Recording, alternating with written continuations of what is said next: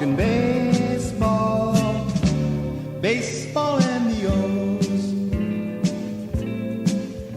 Oh, welcome back, Birdland, to another episode of the Talkin Orioles Baseball Podcast. I'm your host, Benny Becker. We had off a couple days. It was a crazy weekend with the holiday and whatnot. So we have a ton to catch you up on. In fact, first pitch of Game 4 is about to start any second. It's very exciting. We're going to touch on that in next episode. Hopefully, it's a great game to catch you up on. Time will tell with that. As for what we do have to talk about today, we have 2 games to touch on, plus some other stuff. There's an injury. There were some moves made. We lost a guy. Some guys made it to the minors.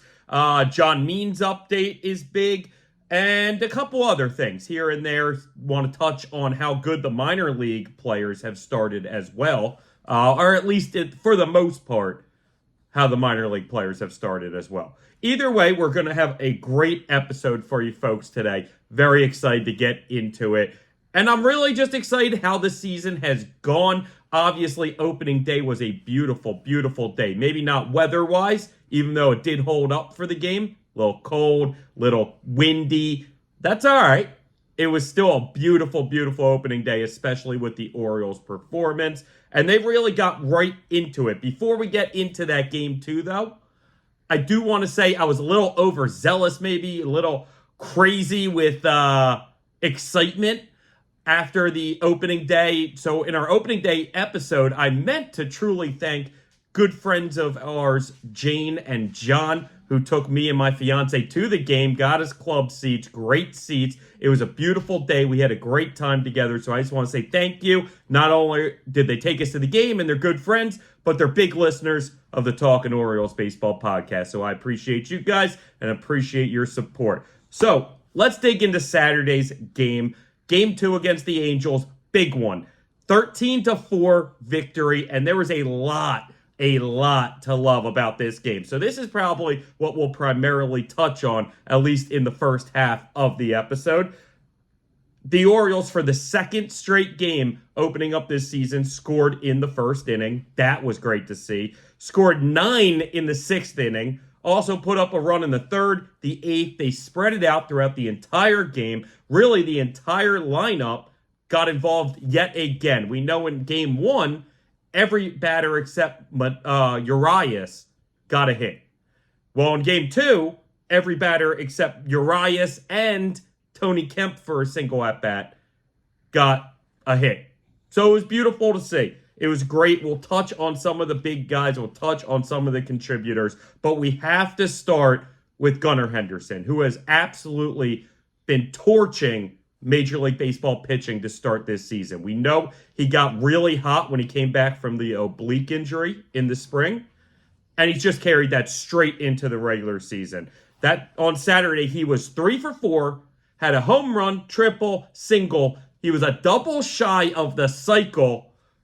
You gotta love seeing it. He also got 3 RBIs, and yeah, phenomenal day by Gunnar. Absolutely phenomenal day by Gunnar Henderson. Just showing why he's an MVP candidate.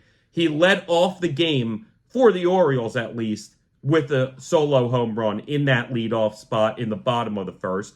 And it was just a great way to get everything going early and allow this team to really have the success that they did throughout the entire day. When you go a little bit farther down the lineup, the next guy that jumps out at you is Anthony Santander, which again has started the season off incredibly hot. Going back to spring training, we talked about how he made a little tweak to his stance because he started off the spring very slow. Well, that has just in turn not only made him incredibly hot at the end of spring, but really coming into today has been one of the hottest hitters in Major League Baseball. Okay, so he went 2 for 4, another dinger, his second straight home run to start this season. He also had a double, 3 RBIs in total, all 3 coming on that home run. He actually is the first Oriole to homer in the first 2 games of the season since 2015. Kind of cool name, Steve Pearce. Always enjoyed Steve Pearce on those teams. So just like Gunnar Henderson, Anthony Santander has absolutely been mashing the ball to start the season. And it's a beautiful thing to see. We talked about how Santander could really take that next step and be one of these Oriole MVP type candidates. But if nothing more, just be up there in the league lead in home runs. Maybe not at the very, very top, although that is something we talked about being a possibility. But obviously getting to 30 and possibly even 40. And who knows, maybe even 50. He has that type of potential if he can remain consistent over the course of a season. Now, obviously, even the most consistent players have their ups and downs. But his have been a lot more up and a lot more down than at least your average major league player. So if they can kind of scrunch themselves and that success can carry continuously through the season, Tony Taters could have an unbelievable year this year. And I'm not surprised by the start either him or Gunnar are having to begin the year, because they are both players that were littered on our list of bets to make for the Orioles, because we expected big things, big seasons from those two.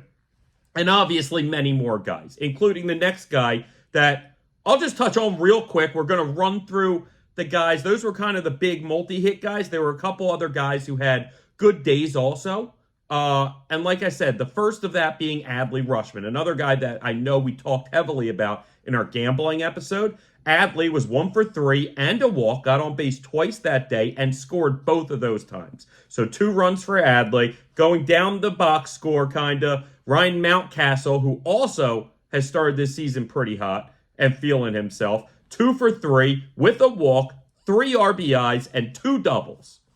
Great day from Ryan Mountcastle, and it's very exciting to see him potentially take that next step, right? This is a guy that Birdland has heard about, especially going back to his prospect days, for a long time now. I mean, we're talking like 7-8 years we've been hearing about Ryan Mountcastle. Remember, I'm pretty sure he was drafted out of high school. If memory serves me right, he was a high school draft pick. So we've been hearing this name for a while.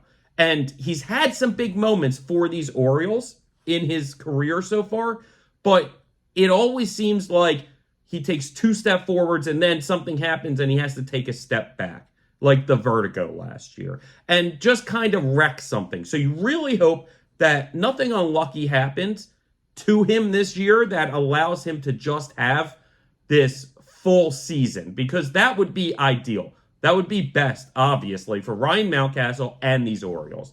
And we see why. He's constantly putting up RBIs, and his power hasn't even come yet. He's yet to hit a home run so far this season. In fact, I feel like tonight could be the night for Ryan Mountcastle, truly. I have big ideas that Ryan Mountcastle could continue this hot start that he has had. And it's great to see. I love Ryan Mountcastle. But again, to go back to the point about how young he is, I believe he's just 26, at most 28, and I'm pretty sure it's 26. So, you know, a lot of these guys hit their baseball prime in that 26 to 32 range, give or take. So the idea that Ryan Mountcastle has just broken the ice of what he can do, just kind of shown a little bit of what he can do, I mean, is amazing. It's an amazing thought, because he's a guy that could be up there with the 30, 40, 50 home runs as well. Even with some split playing time with Ryan O'Hearn and eventually Kobe Mayo maybe, and whoever else, he's still going to get a lot of at-bats if he's this hot in the lineup. And I will just say, excuse me if I keep looking up and away, the O's game is on. Like I said, first pitch happened not too long ago. So every now and then I can't help myself drifting. I'm not going to talk about what's happening. I'm going to do my best not to react to anything, to not give anything away. And hell, if something happens and I lose my mind because of a play, then, well, we'll all see it. You'll see it, after it happened, but you'll see my instant reaction. So we'll see how that goes, okay? I'll do my best to compose myself while watching, Adley draw a walk, and whatever else might happen. Going down the lineup, okay? If you look at Hayes, Mullen, and Westberg, they each went 1 for 4. Hayes and Mullins each picked up an RBI. Westberg picked up 2 RBIs. Not only have we talked about that outfield core and how they have to start strong, and they have. They really have. We talked about how strong Tony Taters has played. Mullins has been very hot as well. And Hayes has at least been solid, right? And again, I'm not going to overreact to 2 and eventually 3 games when we get there. But it's still something awesome to see. Because we know that guys like Cowser and Heston and a couple other names are on their tails to not only break into the major league level, but ultimately break through and get real playing time in the major league level. And we've seen that they can have success in those moments. Okay, so those guys have to perform well. But Jordan Westberg is a guy that I've been continuously talking about the last handful of episodes, I feel like, because he's a guy to me that truly gets so undervalued with all of these great young players around him. Yet he's a guy that's going to be a major part of this team this year. 1,000% outside of an injury. Jordan Westberg is getting a lot of playing time. Not just at third base, but he'll wind up getting some runs at second as well. And we've seen that he mans that DH spot every now and then, like we saw on opening day. Okay? Now, Ryan O'Hearn, 1 for 5. Nothing unbelievably spectacular, but listen, again, just a base knock. Even on your worst days, if you're getting me 1 base knock, oh, I love you. You're doing a lot for me if those are your worst days, 1 for 5.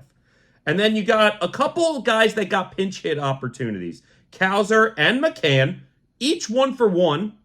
Cowser, however, got a double in that opportunity. He continues to stay hot, and he hasn't had many opportunities so far to really get in games. But the Orioles are doing their best to make sure he gets at-bats, okay? And they're going to continue making sure he gets at-bats, and especially if he continues coming in and hitting extra base hits like he did in spring training nonstop. And that's what forced his way on this team. Because there was no guarantee Cowser would have been on this team ahead of a McKenna, ahead of a Stowers. Especially because Stowers, more than McKenna, had an unbelievable camp himself. So you love seeing the role players coming to play. Because you need that on a championship caliber baseball team. You need your role players to have those moments or have the capability to come through in those moments. Because we've talked about this nonstop. The beauty of baseball is you can't manufacture who's at the plate in the biggest moment of the game. You don't know if it's going to be Adley Rutschman or Gunnar Henderson or Anthony Santander. Or maybe it's Urias and Mateo or Westberg and one of these more undervalued role guys. And so it's unbelievable to see everybody kind of contributing. And it's also great to see the ability for a McCann or a Cowser to come off the bench and still perform. Now, sure, the game was out of hand by then. So did the Angels really have their best relievers going? No, probably not. But still, it's not the easiest thing to pick up a bat mid-game, get up in the box, and get a base hit off a major league reliever. So great things. Great things. Now, we talked about the 2 hitless guys in that lineup. Urias went 0 for 4, continues to struggle this season. Now, I will say, I really like Urias to get at least a base knock tonight. Time will tell, and I'm on record before his first at-bat. So we'll see. We'll see what happens. But ultimately, those first 2 days for Urias were really tough. 0 for 4 at the dish that day. Tony Kemp came in a pinch hit situation. 0 for 1. What can you do? 2 of your, 11, 12 guys that got an at-bat go hitless? Probably did pretty well, right? All right, so then on the pitching side, because that's where things really get fun examining this game, okay? Because, yeah, when you put up 13 runs, hopefully your pitching's at least just good enough to not give up 13 also. So your offense came to play that day. Your offense, you can say won you that game. Because if you score 13 runs, 99% of the time you're winning that game. However, that doesn't mean we should discount what we saw. Because what we saw is the blossoming, the coming into his own, Grayson Rodriguez becoming an elite major league starting pitcher. And I'm not going to lose my mind over one start against the Angels to begin the season. But we saw him have a really good spring when he wasn't using his velocity to his max potential, when he wasn't looking to strike out guys. We still saw him have nice success in spring training. We saw at the back half of last year him be one of the best pitchers in the major leagues. In fact, if you go back to a stat, including this game, and you go back to last year's All-Star game, and since last year's All-Star game, and of course that's just one start into this year, so really it's just last year. But if you add in that one start this year, by many metrics, he's a top 5 pitcher in Major League Baseball. Truly. And so it's a beautiful thing that Grayson Rodriguez, and when you look at him, God, does he look like an ace out there. Now, we have that veteran ace, Corbin Burnes, to take the pressure off of him, especially early in the year, the first month or two, waiting for Bradish to get back. And it takes the pressure off of Gray Rod from having to be that stud. But I don't think that would have stopped him, frankly, because he is that stud. He's that dude. Gray Rod is that elite starting pitcher in Major League Baseball already, now. And I was saying this last year, around August, September, because around then is when he started becoming this elite starter. And it's only carried into 2024, and it's beyond exciting. You want to talk about a guy littered all over our gambling episode, Grayson Rodriguez. So let's dig into the numbers a little. 6 innings pitched, 4 hits, 1 walk, so less than a runner per inning, 1 earned run on a solo shot, and 9 Ks. A career high 9 Ks. And get used to that.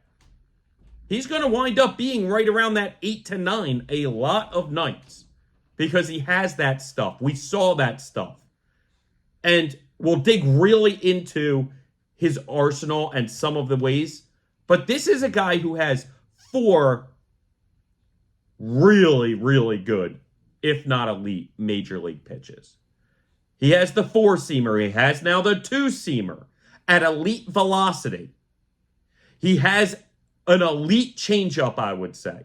And we'll show the numbers on why, at least in that game, it was elite. And he has a nice breaking ball. I believe a curveball. Neither here or there. Grayson Rodriguez is the truth, ladies and gentlemen. Gray Rod is now that workhorse for the Orioles. And as excited as I am for Corbin Burnes, and as great as I think Corbin Burnes is going to do this year, Grayson Rodriguez's success is more important to this team and franchise right now than Corbin Burnes. Because if we sign Corbin Burnes to an extension, awesome. I'm all for it. I think that would be probably good money spent. However, until that happens, his success is a year-long thing as far as Birdland is concerned. That doesn't mean I wouldn't wish him well on his ways if he played this season great for us and left via free agency. As long as he doesn't go to the Yankees or maybe one of these other AL East guys, I would wish him more than well. I'd wish him all the success in the world. But Grayson Rodriguez is the guy that will be here pitching in Baltimore for the next 5 to 15 years, leading this rotation. Even if we sign Burnes to an extension, I promise you, Grayson Rodriguez is the elite ace of this staff. If not by next year, the year after. In fact, if it isn't by opening day next year, by playoffs next year, I think he is. And maybe that's an outlandish statement because maybe Corbin Burnes is going to be a Cy Young for us this next year, and then we sign him and he's a Cy Young for us the next 2 years. Like maybe he wins 3 straight Cy Youngs after signing this extension with us, and he wins it this year and the next 2, and it's okay, maybe. And then Greyrod can be an ace as a number 2. Good problems to have, like is typical with this Orioles franchise at the moment. So when we really dig into the numbers, at least as far as the Orioles franchise goes, our starters have put up historic numbers, especially in those first 2 games. So if you look at Burnes and Greyrod, they're the first pair of Orioles starters to open up a season with a stat line of 6+ innings, 1 or less runs, 8+ Ks in franchise history. Now let that sink in. There have been some very, very good staffs. Hell, there's just been underratedly good staffs also. But especially if you want to go all the way back to the 70s, 80s, those runs with like the 4 20-game winners, the idea, and guys pitch deep, so I guarantee you it's not the 6 innings that's the hard part. You're talking like some of the best pitchers in baseball not being able to get 8 Ks with 1 or less runs in back-to-back days to start the season. And the Orioles have had great, great staffs. You're telling me Palmer and McNally couldn't put up that stat line? Maybe they could have, but they didn't. So that just shows you how unbelievably great what we're watching is. And to think that Kyle Bradish is like a month and a half to 2 months away from adding a potential third ace to this team? How anybody's talking about the problem with the Orioles being starting pitching depth is outrageous to me. Even if we don't get back Means and Bradish, even if the bottom 3 is tough, just those top 2 are unbelievably elite. So it's big to see.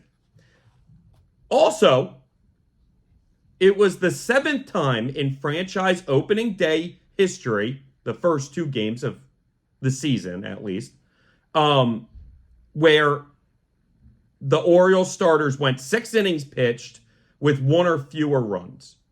That's only happened 6 other times in the Orioles' history.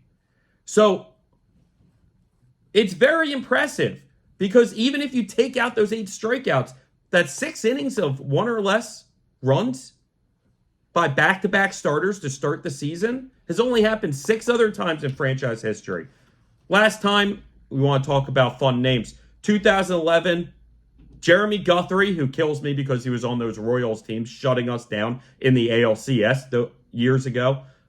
Kills me that Jeremy Guthrie was that guy. But Guthrie and Tillman, okay? This is completely off topic, and I will get back to the numbers. But a while ago, in a few episodes past, I was talking about the Eric Bedard trade and what it brought back. And we know that it was Chris Tillman, Adam Jones. I said George Sherrill was the 3rd, and I couldn't remember the 4th name, and I said it was killing me. I promise you everything on me. I didn't look this up. The 4th name, Cam McColio. Cool name. Cool name, at least if you remember meaningless Orioles in your life. Cam McColio was that 4th one. Okay. Thank God I got that out of my head, because when I remembered it the other day, I wanted to come on here and say it, but I was terrified I would forget Cam McColio again. I'm too prideful to look it up. Too prideful because I know it. I knew it. All right. So when you continue looking at Greyrod, we talked about how he has a full arsenal, and he does. So he had 9 whiffs on 15 swings against that elite changeup. So out of the 15 times guys swung at that changeup, 9 of them they whiffed. Out of the 5 swings against his curveball, 3 of them whiffed. I mean, that's just elite stuff. 7 of his 9 Ks were swinging strikes. 4 by change, 2 by curve, 1 with that 4-seamer. Again, just elite stuff from Gray Rod. He is that next caliber pitcher. And this is one of the reasons that, given I'm so happy that we went out and traded Corbin Burnes, especially with, let's say, the little amount that we gave up, right? But this is one of the reasons why I was saying we don't need Corbin Burnes. Now, given at the time I was expecting Kyle Bradish to be here from day one, but I expected Grayson Rodriguez to take this next step, become this elite starter. In fact, not only become, but already was this elite starter. Because that's what I was preaching at the end of last year. And it was the case. He was an elite starter the last half of last year. And it looks like he's picked it right back up. So in those 2 ball games, okay, the Orioles pitchers, starters and relievers, had a combined 27 strikeouts. That's the most in team history through those 2 games. Historic stuff. And this just shows you, again, what I say is the undervalued talent that's in the Orioles pitching, both starting and relieving. We just have studs everywhere, all over the board. So, people can keep calling me crazy, keep calling me a homer, but the numbers show. The numbers show. So, when you look past Gray Rod as far as the pitchers go, you had Danny Kalum and Jacob Webb, each pitched a scoreless inning. Combined, they only gave up 1 hit, struck out 2 guys, didn't give up any walks. Now, the other 2 guys in the bullpen that got in was Cionel Perez, who not only got hit around a lot, but then left with an injury. And we'll touch on that. Still a lot of unknown with that, but we'll touch on that injury. And Big Mike Baumann came in to kind of clean up the damage. He did let up, I think, at least a run. I believe it was just a run, but ultimately gets out of the jam that Cionel Perez had got himself into. And, yeah, ended the game and got the game over. And I don't put that... Listen, it's a tough situation for Baumann to come into. I don't think Baumann has looked great so far this season. At the same time, I'm not going to fault him for that situation, right? Again, only giving up, I believe, 1 run, inheriting all of that. So, in those first 2 games, right? Again, we're talking historic start for these Baltimore Orioles. It was the first time the O's had ever had 11-plus runs in the first 2 games of a season. In total, they had 24 runs between day 1 and day 2. Unbelievable. Unbelievable start. That 24 runs is only second in team history. Top of my head, I don't remember which team set the bar, but I believe it was those mid-2010 Orioles, somewhere in there, 2015 or something. But again, they didn't get 11-plus runs in each. If I remember in that game, in that season, I think they had like a 15 spot or something along those lines in one of those first 2 games. I do remember an absolute clobbering when it came to trying to remember that season. And in those first 2 games, or after those first 2 games, the Orioles had a run differential of plus 17. It was the best in team history. I believe the previous record was plus 13. So that just shows you the domination of these Baltimore Orioles on both sides of the field. Not only are they putting up all these runs, but they're pitching fantastic also. They really are. And the Orioles had 14 hits in total. I don't think I said that on that Saturday. 13 runs. It's a beautiful, beautiful thing. When the Birds are playing hot, beautiful thing. So they start off the season 2-0. Unfortunately, on Sunday, they dropped their first game of the season. No reason to be melancholy about it, gang. You're going to lose ball games in this long season. Nobody goes 162-0. The only reason I was a little melancholy, why I was a little bummed, is because I really wanted them to go wire to wire this season. I want the Orioles to go wire to wire again. I think the last time they did it was 97. And I'd really enjoy seeing that happen. But it's not going to be this season. It can't be anymore because the Yankees are undefeated at this point and above us, even if it's just by a game. So no reason to panic, no reason to worry. It's a stupid thing to really want going into a season, but kind of a cool thing to say you did, if you can do it, which we can't now. Anyway, drop that getaway game against the Angels. Even though we stay at home, they got a getaway. And the Angels put up, I don't know if I said it or not, it was 4-1. Angels won 4-1. And they put up 2 in the first and 2 in the second. But that's it. The Orioles only got their 1 run, though, on a bases-loaded walk. They had the opportunities, but they just couldn't close. They couldn't get those situational timing hits that I know this team gets all the time. So you can't get them all the time. They can't always be your day. The sun don't shine on the same dog's ass every day. All right, gang? My dad once told me that. And I repeated it in Little League to a kid who just struck out, and the parents got very mad at both me and my dad. Neither here or there. So, Orioles get 3 hit that day. They had a couple balls that looked like not only would they maybe be gappers, but some looked like they were about to be home runs, fell just short. Like I said, a couple opportunities just couldn't cash in on. And the funny part is all of the scoring was done by the second. Like I said, the Angels got 2 in the first, 2 in the second. The Orioles put up their 1 in the second as well. And I'm not really going to touch on the lineup any, guys. There's not really much fun to talk about. Again, the 3 hits, all by 3 different guys, no multi-hit games. But the one thing I really want to touch on is my guy Tyler Wells, who started that game. And it was his first start since, I believe, June of last year. Remember, he started off the season unbelievably great in those first 2 months. And then he got fatigued and started falling apart before they sent him back down to the minors, reworked him as a reliever for the end of the year when he came back. But he didn't start again since I believe it was late June of last year. So first start since then in a real game. And again, it started off shaky. 2 in the first, 2 in the second. Now, the 2 in the first was off a 2-run home run. And he put that ball right down the deck, as we say, guys. That was sitting on a tee.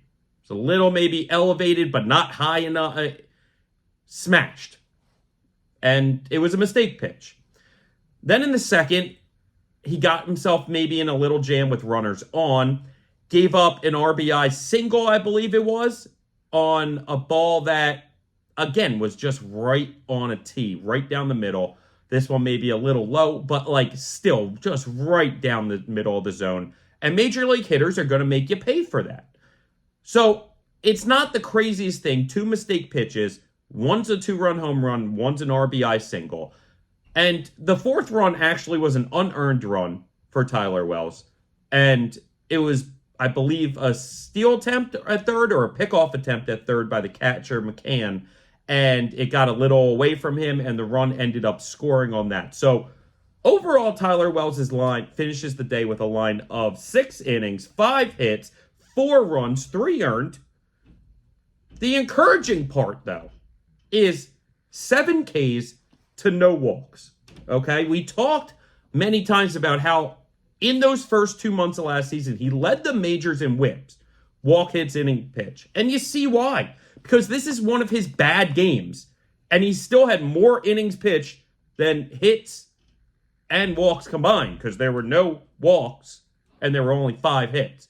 And not only that, but it just shows the maturity and the unbelievable, not only confidence in himself, but talent that he truly has. And this is one of the reasons I love him so much and believe that he could be one of these elite starters in baseball as well, is not only does he have great stuff and great size, but if you're Tyler Wells and you give up 2 in that first, and then you give up 2 in the second, you could very easily let everything get away from you.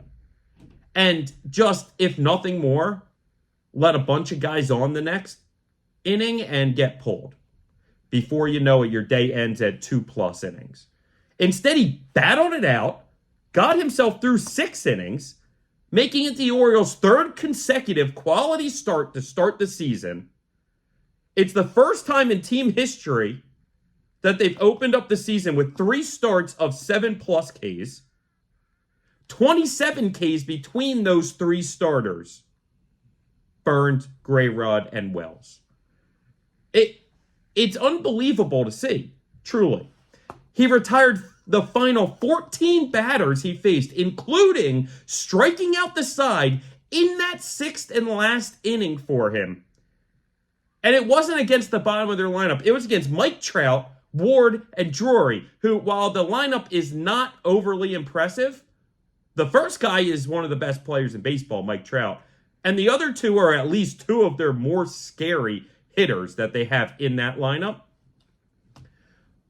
Overall, despite the fact that he gave up 4 runs, 3 earned in the first 2 innings, it's a good, nice day for Tyler Wells. Like, he put the Orioles in the position that if they capitalized on those offensive opportunities, they could have won that game. Okay?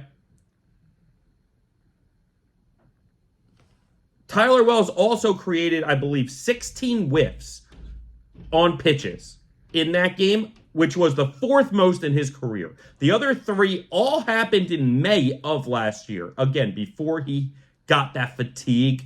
But ultimately, I mean, he looks primed and ready to go. Again, 2 mistake pitches, only one of which was hit for a home run. I'm not going to say it was horrible, because it wasn't. Again, it was a quality start by Tyler Wells. 3rd straight for the Orioles to begin this season. So I don't want anybody getting upset and kind of overreacting to the fact that Tyler Wells didn't come right out of the gates and dominate. But understand, he did settle down and dominate for at least the final 14 batters he faced. So I still love Tyler Wells. I still want a ticket for Tyler Wells to win Cy Young. Somebody give me that ability to bet that, because I guarantee I will. Hopefully, he winds up getting on that list, and hopefully he winds up continuing to exceed expectations by everybody except me, because I have sky-high expectations for Tyler Wells. All right, so those were the 2 games that passed since our last episode, the opening day episode. And since then, there certainly are some little news tidbits I want to give my 2 cents on. First one is, we talked earlier about Cionel Perez. Not only did he get hit around in that appearance, he ultimately got hurt. It's an oblique strain. You know, Gunnar Henderson dealt with the oblique strain. I'm a little more confident in Gunnar getting back and being able to perform at that high level like he is now than maybe Cionel Perez, at least in the quickness that Gunnar was able to do it. But there's a lot unknown about the Cionel Perez injury right now. They haven't talked much about it. They, are looking into it. They're testing. And they're going to see kind of how he feels. He's on the 15-day IL right now. And we'll see. We'll see if that 15 days is enough for him, or if there's a chance it gets extended. I highly doubt it would wind up getting extended retroactively to the 60-day DL. I don't think he would need that much time. However, it's certainly possible that he does need an extra 15 days after that first 15.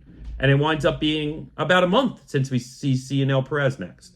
Now, the man that came up next was John Heasley, who we actually traded for from the Royals this offseason. So it's ironic that he gets called up to begin this Royals series. It's actually a little funny because I would think that one of these other guys that I know clearly they like a Nick Vespi, who was available on opening day because Webb was on paternity leave and then went back down, didn't get the call back. I mean, they're not replacing Cionel with another lefty, so it's not like Heasley is this really next lefty in line. He's a righty, so now they're going away from the idea of having that third lefty in the pen like they wanted, at least for the next foreseeable future, 15 days, maybe less, because they could bring somebody else up. But ultimately, it makes me feel like maybe they think Heasley might have some information on these Royals headed into this Royals series. I don't know. I doubt he does. I doubt he has much information on it. Maybe it's a little game of sportsmanship. It adds another name for a reunion in this Orioles-Royals series because Adam Frazier is actually returning. Frazier had a nice year for us last year. Kind of stunk it up a bit towards the back end, and certainly even if he tore it up, probably wasn't having a spot on this team this year because it just, as we talk about all the time, the embarrassment of riches the Orioles have, especially in infielders.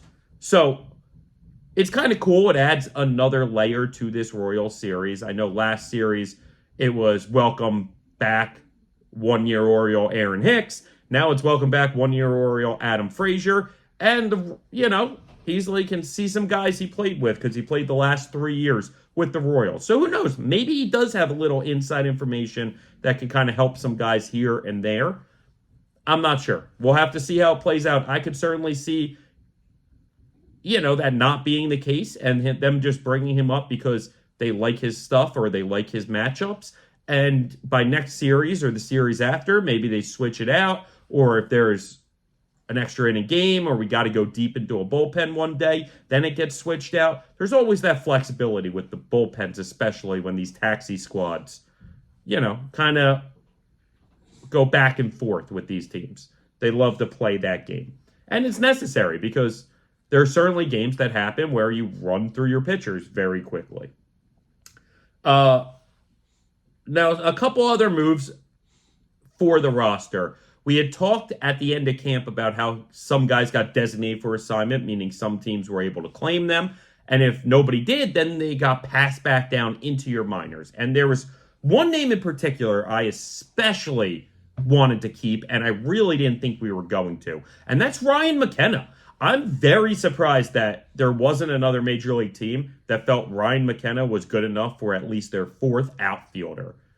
I mean, I truly just don't understand it because I believe McKenna is good enough to at least have a crappy team take a shot on him for that situation. If not, maybe even give him a starting spot. Crazy, but heck, I'll take the heck out of it because I love the idea of Ryan McKenna helping this team. There's a reason is that all in camp I was talking about Ryan McKenna is going to make this team. And I was saying it's because he was out of options. Now, maybe the Orioles had some whispers here and there, and they knew that he would most likely pass through waivers. Personally, I'm surprised because I like what the kid's got. I don't think he's going to be a superstar. I don't think he's a crazy talent, but I think he could absolutely find himself as even a poor man's Austin Hayes for another team. I'm just surprised, truthfully. But so it is. We keep Ryan McKenna. I'm happy about it overall. Another guy we get to keep, and I'm kind of less intrigued by, Nick Maton, who didn't really show us anything this spring, really put up crappy numbers all spring training, and that's probably one of the reasons we were able to keep him. But listen, it's depth. You never know what injuries are going to occur and how they cluster and how you have to manage your roster. So at least I know Nick Maton is major league quality in the fact that he's not a complete liability out there, even if I don't think he's going to be very successful. And at the end of the day, he also provides not only another option as a lefty hitting second baseman if, let's say, Tony Kemp is not working out, and it's before they want to bring Jackson Holliday up. But I remember a couple moments here and there of Nick Maton hitting some bombs and hitting some dingers the past couple years. So I don't know why that stands out to me for Nick Maton, because I'm sure he doesn't have a lot of career home runs. But overall, I don't hate keeping him, and I love keeping Ryan McKenna. Now, the one guy I was kind of hoping to keep, I'm okay that we lost, is Tyler Nevin, son of Phil Nevin. Actually, we were declaring that he made the team before the Orioles went out and brought in Tony Kemp. And that took his roster spot away. And that sucked for Nevin, but luckily, the Oakland Athletics picked him up, so he's going to be in Oakland A, assuming that the A's don't play this game that a lot of teams do sometimes, where they go, okay, we'll pick him up, and then instantly they designate him for assignment and hope that they can keep him while passing it down. Sometimes teams like the Orioles in this case could claim him back and being like, nope, and we're going to designate him again. And I remember there are stories of guys whose whole seasons have essentially evaporated on them because they keep getting this game where they get designated for assignment, and after a week they get picked up. But then that team designates them. And after a week, another team picks them up and designates them. And it's keep doing this flip where you're in this purgatory of pending designating for assignment. And it's a shitty situation. So personally, I'm hoping for his sake, they at least give him a little run in the majors this year. They picked him up because they like what they saw this spring. And how could you not? He really torched spring training.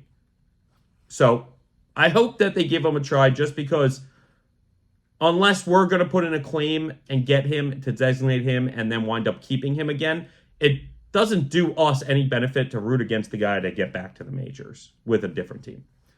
At least a guy like Tyler Nevin, who I'm not anticipating turning into this elite all-star player. Maybe an all-star because he plays for the A's and they just need somebody at the all-star game. But we'll see. So Tyler Nevin, out of town, headed towards the West Coast in Oakland. Maton and McKenna getting shipped to Norfolk. Speaking of Norfolk, John Means actually just made his first rehab start in Norfolk AAA. Now, the cool part is that he's back pitching in games and ramping up to get to the majors. The not so cool part is that it's going to be at least about a month-long rehab assignment. It's not one of these shorter ones where it's like, hey, make 2 starts. It sounds like they want him down there for 30 days, assuming everything goes according to plan. And the very, very not so cool stuff is that first stat line John Means pitched yesterday. And that was 1 inning pitched, or 1 plus, okay, 1 plus, 7 earned, 6 hits, 2 home runs, and a walk. Yikes. And again, that's against AAA players. Now, AAA players aren't bad players, especially, some teams like the Norfolk Tide are very good players oftentimes. And I'm not going to put too much stock into it overall. Again, ramping back up. He really hasn't pitched much in a while. Really. Like 2 years. So, let John Means kind of do his best to work it out and get back to form. I will say the encouraging part is, though, the velocity seems to at least be back at the level it was when he came back last year. So it doesn't seem as though he's losing velocity and he's not the pitcher at least he was.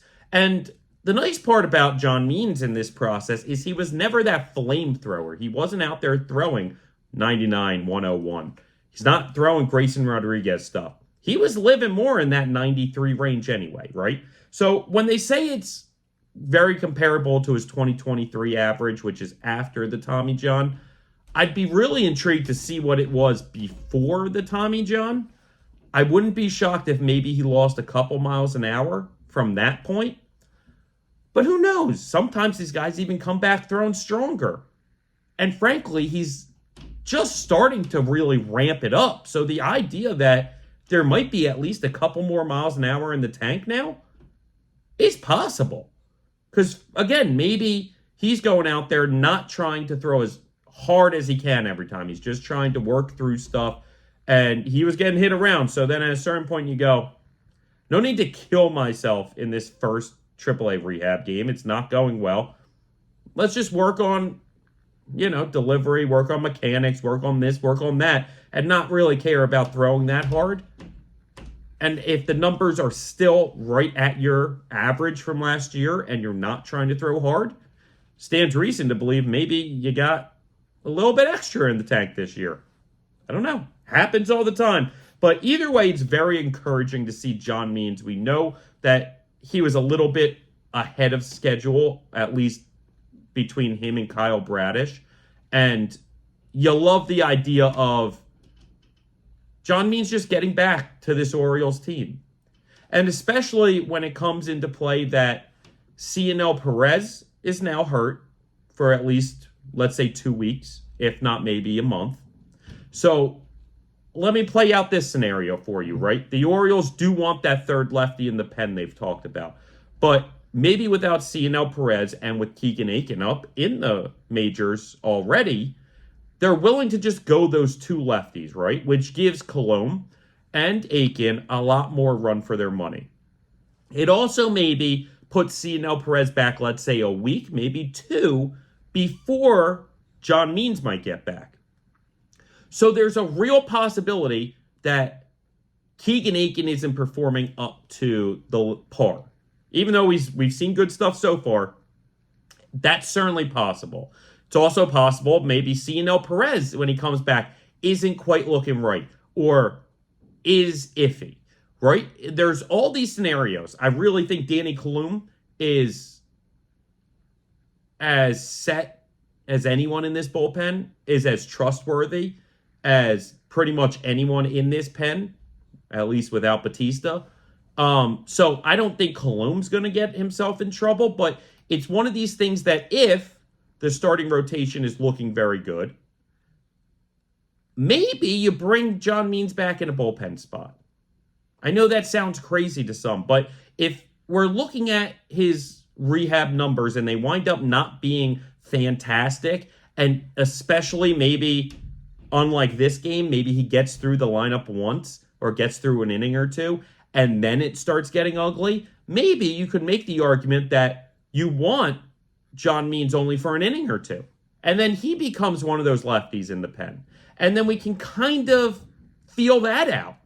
And maybe we keep the rotation as is until Kyle Bradish gets back. And then we can decide on which one starter to drop off instead of what two starters we're going to wind up dropping off. So ultimately, those are kind of some little pieces, puzzle moves to figure out of what Mike Elias, Brandon Hyde, and the rest of the people in this organization are going to move their chess pieces and how this is all going to play out. I'm upset to hear about Cionel Perez's injury. At the same time, I'm happy that it doesn't look too extreme. What worries me is just like what I was saying with Gunnar Henderson and his oblique injury weeks ago, is that these things tend to linger. Sometimes you talk to guys after the season, they say they were never right once that oblique went, even if that oblique went in the very beginning of the season, right? So it's very possible that they're going to ride these two lefties for the moment. And I didn't really look into the minors yet as far as what other lefties are on the roster that could come up as that third lefty. Don't be surprised if now that whoever that is becomes part of the taxi squad and they really only bring them up if, let's say, Danny and Keegan get overworked too much in certain spots. So the last thing I think we're going to touch on today is how some of the other guys at Norfolk have started the season, right? And especially how the other hitters have. And we're not going to go too in-depth. It will only take a minute or two. But, the man that we all know is kind of coming very soon, Jackson Holliday. I don't know, maybe he was sending the Orioles a message because his first at-bat this year in AAA goes Yahtzee. I mean, he's, like I said, has this special aura about him. He creates these special moments nonstop. So it's very cool to see him go out and hit a home run in that first at-bat this season in AAA. So then I believe it was the next game for the Norfolk Tide. If they scored 12 runs in the game, and all four of Holliday, Heston, Mayo, and Norby all had multi-hit games. And Connor Norby hit a dinger also in that game. I don't know if any of the other guys did. I didn't break down the stat line too in depth by any means. But just something awesome because, again, like we've talked about with the outfielders, I've talked about with everybody, there are guys hot on their heels waiting to come up. And we know that Holliday and Heston especially are really knocking on the door. Connor Norby's one to me that he is absolutely knocking on the door too, and it gets it's so undervalued and so not talked about enough, I feel like, how possibly special Connor Norby could be also. And he's really knocking on the door as well. So when we talk about the role guys like Urias and Mateo, more Urias, I feel like in this case, it's really important for them to come out hot and prove their worth to this team, or else a Connor Norby is going to come and take your job. We already know Jackson Holliday's probably going to come up and take Tony Kemp's job more than soon enough.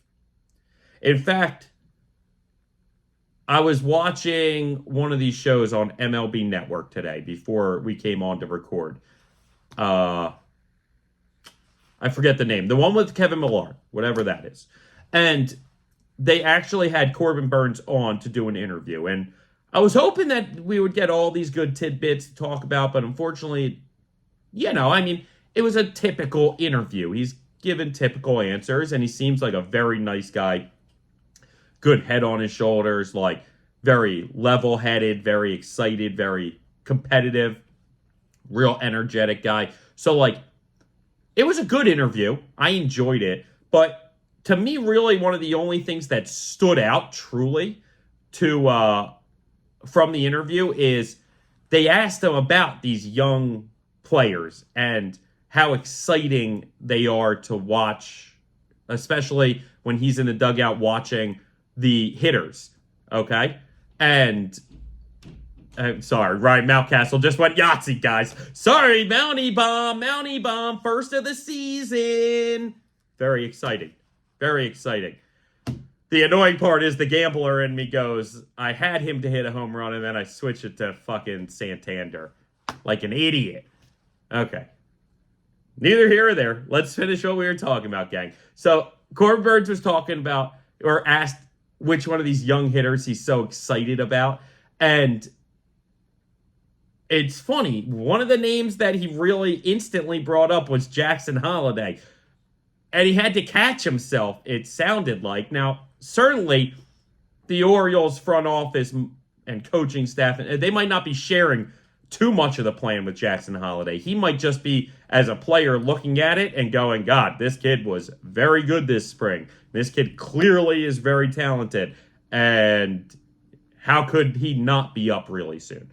Or maybe the Orioles kind of, I don't know, sent a message around, not like a actual memo to everyone in the locker when it happened, but kind of, whisper down the lane about being like, hey, this is when we're bringing Jackson up. Because he was like, he got to a point where he brought up Jackson up. He's like, I know he's in the majors for, and it seemed like he was about to say like a couple weeks. And then he was like, for however long till he's here. But like, it was really him feeling like he was stumbling over his words and he was trying not to get in trouble with the organization for giving away the plan with Jackson Holliday. And he was saying it in the case of, like it's going to be soon, right? That was kind of the inference I was getting from Corbin Burnes when he brought up Jackson Holliday. So it was kind of cool. kind of cool to hear, kind of exciting, because hopefully Holliday can get here sooner rather than later. And he's doing everything clearly. Home run in the first game, multi-hit game, and I think the second game. I mean, he's making their decisions more difficult every day not to bring him up, even if 16 days doesn't sound very long. In fact, heck, they're already almost a quarter of the way through that. So, or are a quarter of the way through that time. So, like, still, he's making it tough on them to not just be like, you know what, let's pull the ripcord, screw Tony Kemp, let's get Jackson Holliday in there, and yeah. But overall, like I said, these guys are just pounding on the door to take these jobs. Jackson has an easy path, the easiest path to get on this roster. Again, probably should be on the roster, but the Orioles, for possibly an extra year of control on him, I believe, and a little bit of seasoning defensively at second, and seeing that strikeout to walk ratio get back to normal. For those reasons, in no particular order, Jackson Holliday will be up soon and take Tony Kemp's job on this team. That's the perfect name, assuming there's no injury, that if we have to drop somebody, he's the guy. And I think everybody would agree and knows that that's coming. Connor Norby, again, I think needs a Ramon Urias to kind of crap the bed, kind of show that his time is coming to an end in Baltimore. And I believe that the Orioles could flip him, maybe not for all the riches in the world, but I trust Mike Elias and this front office to be able to spotlight a guy here or there and get us a really nice prospect. Maybe not as we're trading for him, but within a year or two. I mean, we saw just the amount of names they brought in. I'm just thinking of the pitchers, if nothing more, in Povich, McDermott, and Johnson on trades. I know one or two was the Trey Mancini deal. I can't right now, or one was Lopez, the Lopez deal to Minnesota that also brought in Ynier Cano. Again, just I trust Mike Elias in this front office to make the correct decisions on when they're looking at prospects and other organizations, being able to spotlight and pinpoint the right one to take. Even if the team doesn't realize it yet, that they're giving up this guy. And I'm sure they realize the talent, but again, if you have a wild stallion that you can't tame, it's only worth so much. But if you're a horse trainer that can tame the wildest of stallions, you can get a bargain on a great racehorse, let's say, and really mold that and get that talent harnessed. And that's what the Orioles tend to do. So it's very exciting stuff, gang. As for Kobe Mayo and Heston Kjerstad, Heston at the moment really needs an injury, I feel like. Not that he's rooting for one, not that I'm rooting for one, but an injury in the outfield would certainly open up the door for Heston Kjerstad next. And Kobe Mayo, I believe, is probably not going to be on the Major League roster probably until rosters expand. I think most of this season, Kobe Mayo's in the minors and that he just gets a taste of the majors this year. But again, I think that's because of how talented this team everywhere is. And if they're going to bring up one of those two guys in Mayo or Norby, I think Norby has put in more work and deserves that call up maybe more if performances are all equal. Tony Taters with a fantastic catch out in right just a moment ago. It's exciting, gang. I love where the Orioles are at. And so they're 2-1 after the 3 games. This is what we'll wrap on, right? It's 2-1 after the 3 games. And that's right where we need to be. Again, when I did the schedule episode, when I broke down the schedule a few episodes ago, I showed you that the first 36 games were against pretty easy opponents. And the final 27 games were against pretty easy opponents. At least projecting on who's going to be good and who's going to be bad. That first 36 was easy. and that last 27 was easy. And I said that those were the key pieces of the schedule to dominate.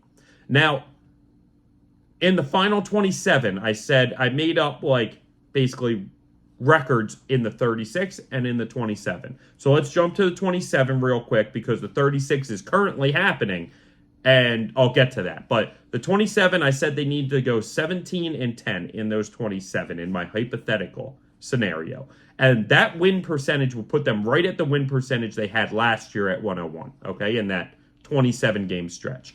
Now, if you look at the first 36 games, I said if they can go 24-12, which is above that win percentage from last year, which obviously isn't something that you can keep the entire season going at that level. But in 36 games against mostly mediocre opponents, I believe that they could go that 24-12, which means they're winning 2 out of every 3 games. So after the first series, they are right on track, gang, right? And to just clear up the rest of the schedule and why I believe those are so important numbers to kind of hit the 24 wins in the first 36 and the 17 wins in the final 27.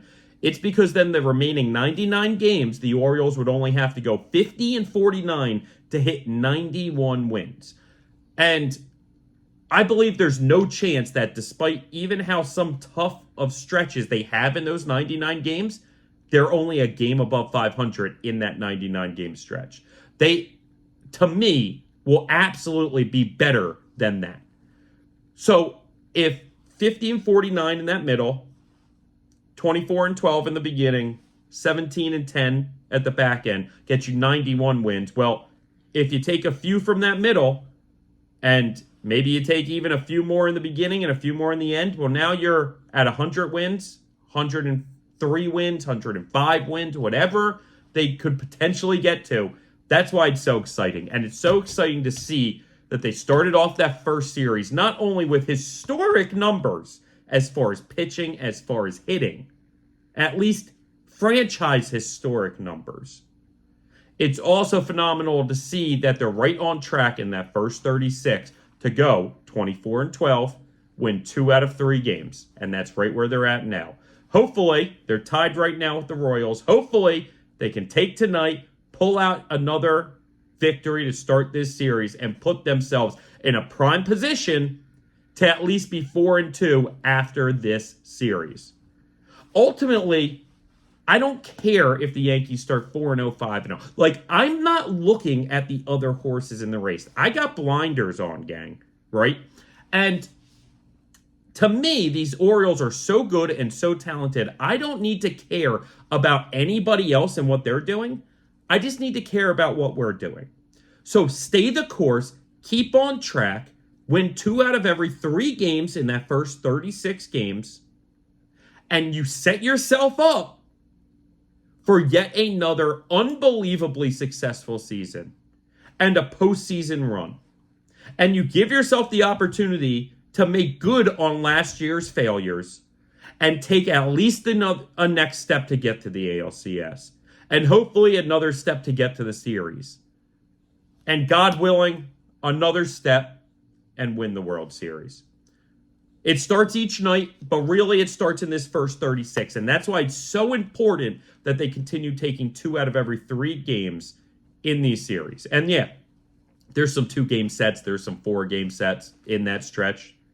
But ultimately, you just got to win 2 out of every 3 for the first 36. And you set yourself up for a successful season for the Orioles. So with that, gang, we're going to head on out of here. We're going to get the game on. I want to watch it.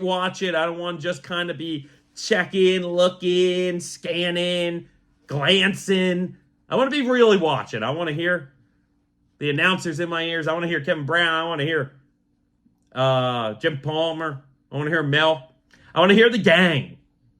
That's what I want to do. So, as I sip on my Coke Zero and my Orioles koozie, I actually picked up a new Orioles koozie when I was down there for opening day. Not nearly as cool as this one, but can't have enough Orioles koozies or gear or hats or shirts, and we got another rally towel. We got an opening day pin. We got to get on the shelf. Once again, like I started out the episode, thank you, Jane. Thank you, John. Appreciate you guys taking us to opening day, and we're looking to get down there again soon, most likely next month, but I should be taking a trip even sooner. I almost, at 2 in the afternoon today, bought tickets for tonight's game and went down. I was like, weather's a little crappy, Royals in town, I can get an $8 ticket and work my way down to the cheap seat, or the expensive seats.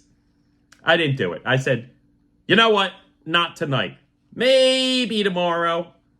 Maybe later this week or next week once they get back from their next road trip. Because after this series, they go on the road. But neither here or there, guys. Like I said, we're going to cut the episode here. We're going to wrap it up so we can go watch the end of this Orioles-Royals game. Hopefully the O's take it tonight.